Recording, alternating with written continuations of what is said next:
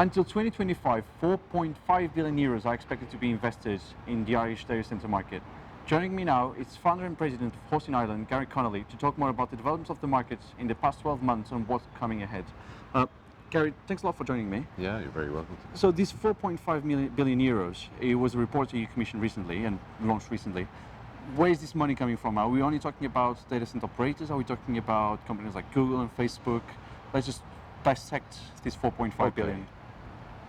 Effectively, what we do is we release every quarter a commentary on the market, and obviously this is the holistic market. So as you probably are aware at this stage, connected now in Dublin, we have over 1,600 megawatts of data centers in the greater metro. And what we're reflecting on now is the additional incremental data centers that will be built, commissioned, and connected between now and 2024. And that's the 4.5 billion. What that encompasses is the hyperscale, Microsoft, Google, and Amazon. We also then have what we see is the latest influx over the last couple of years of projects, which are the wholesale colo. And who would I put into that category? Well, you've Edge Connects, you've CyrusOne, and then you've got the traditional colo managed services, which are also getting into dabbling with the hyperscale, and that's Equinix, Interaction. We have even Dataplex coming back into the market, and we've also got Keppel.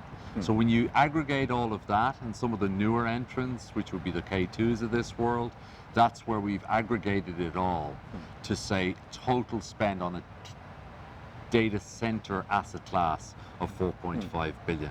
Okay. So the funding for that will come from numerous sources, obviously. The hyperscales will fund themselves, the real estate investment trusts will fund themselves, and then it'll be a blend of international funds that may be backing some of the more independent companies. Okay, and then when we look into the global data center market, Amsterdam is now saying no to data centers. Singapore is running out of space. How does it look? How does the market look like in Dublin? My sense is that any geographic location, including North Virginia, if I might add that in, that is classified as a tier 1 location, is not classified right now as a tier 1 unless it's got power challenges.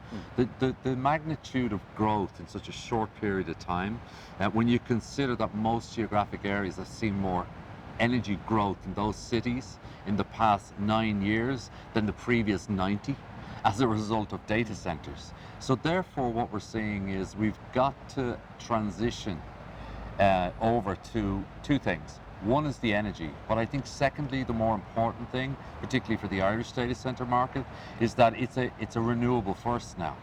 So effectively what you find, particularly with the hyperscales and when they're outsourcing their wholesale to the Cyruses, the Digitals and these, they're renewable first.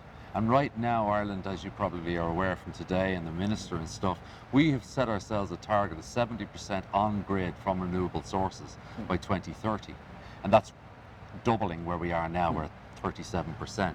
So effectively what we're seeing is we're certainly seeing a challenge of success, and we're certainly having to change the national narrative, not just the data center narrative, which feeds into nicely, we're delighted actually, that when you consider the amount of wind energy, solar energy, biogas, it's front and center in national policy at the moment. And when you consider the data center industry, I believe, I hope, nationally and internationally is renewable only, then we can actually facilitate the growth that's expected. And that's really what we're so cautiously optimistic about.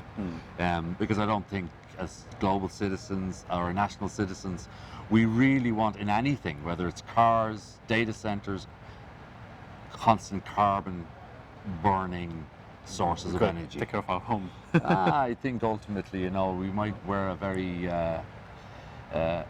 Mayfain, which is me view and say, oh, what's the problem? But I think ultimately we all have a corporate responsibility. Okay. And so therefore I think that we are facing challenges of success, are the other locations.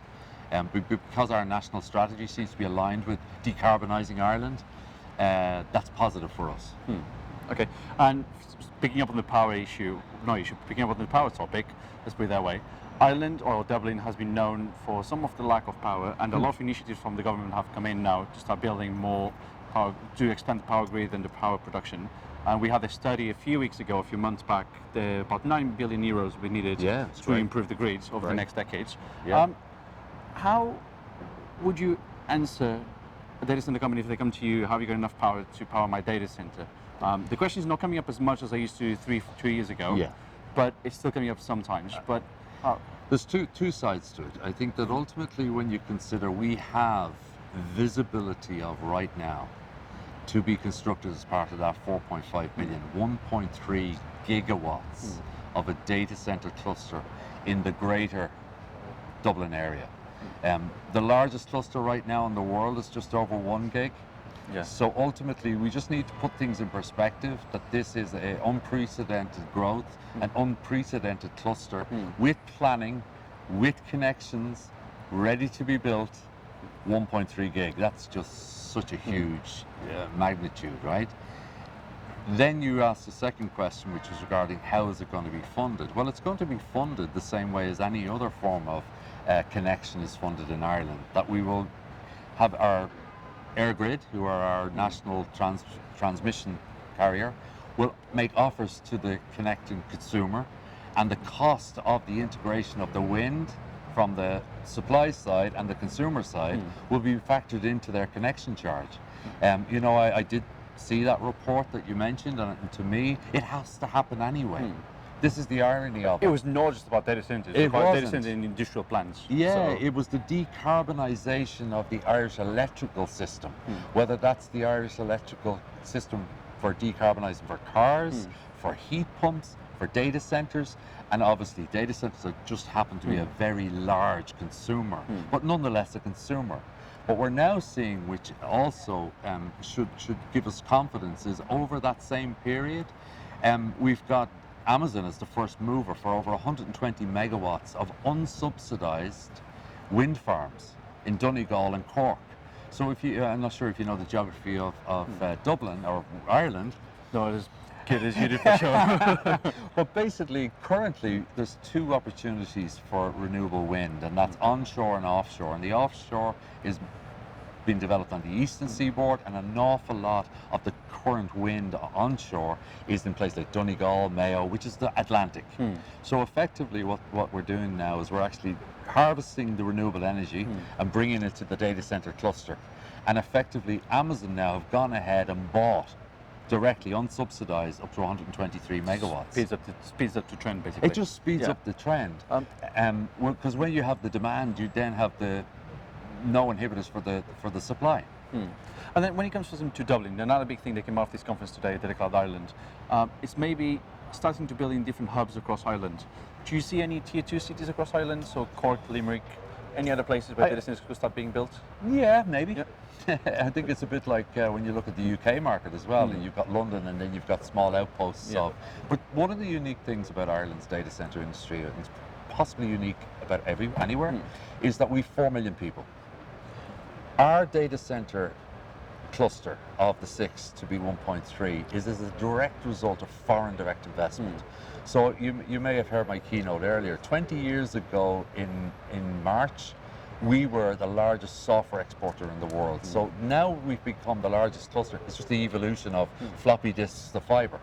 Yeah. So ultimately what we're starting to see is that we're starting to see an understanding that because the data centers don't have 40-foot containers going in and out of them, the value to the Irish economy is now the number one export is ICT services. 24% of our exports is directly involved with Facebook, Google, Amazon, Salesforce, and all those guys, including the data centers. And it's in 100,000 jobs that this industry is creating. Well, the overarching... Or direct and indirect as well. Yeah, the overarching foreign direct investment landscape that the IDA presented today is actually 200,000 in its overall. Then you break down the ICT side, to your exact point, is that between the people who are doing all the analytics development and the rest of it in the offices and the data centers, it's in the region of 116,000, something like that. And what we like And this is what foreign direct investment is all about, is they're really well-paid jobs.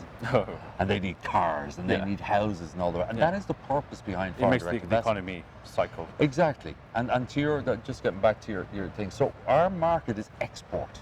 So having hubs further away from our destination market needs both an upgrade to our fiber infrastructure, as we hear today from some of the guys from EU Networks.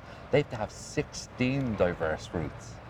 And that's why we're seeing the likes of the Atlantic, mid-Atlantic route that goes on. So the Dublin, the Greater Dublin, when we call it Greater Dublin, it's the adjoining counties. Meath, where Facebook are, in Clonee, and then you've got Kildare, and you've also got Wicklow now. It's quite big. And then last question about Datacloud Ireland. What's the main lesson that you've learned today? And as someone that's so embedded within the data center industry, what's something you're going to take away from today to be like, oh, this is new to me? What I really liked about today, and I must thank the Broad Group for coming back this year for the third year, which is great, is that the narrative is consistent. There was a time 3 years ago, hard to believe now, where people actually believed the only reason the data centers were here was because of the weather. And as far as I looked, our temperate climate is the same as everywhere else. But now what we have is, this is a genuine evolution from floppy disks 20 years ago to data centers. They're not going anywhere. They're basically now need to be serviced with green electrons in, green photons out, repeat. And it's part of the fabric now. And I think you'd agree that once you start to see a lot of legal people and fiscal people and professional services, you know that an industry is here for the long term. We'll definitely say that's what the minister said to me today as well. Once you start to see those guys starting to see. So I think that's the thing I've taken away, is that the consistent between the policy makers, the data center guys, the energy guys, and the comms guys, there's a real consistent narrative. All falling on the same page. I think so. Okay, Garry, thanks all for talking to me. Thank you. Don't forget you can follow Data Economy on Facebook, LinkedIn, Twitter, and Instagram, and also visit the website on www.data-economy.com.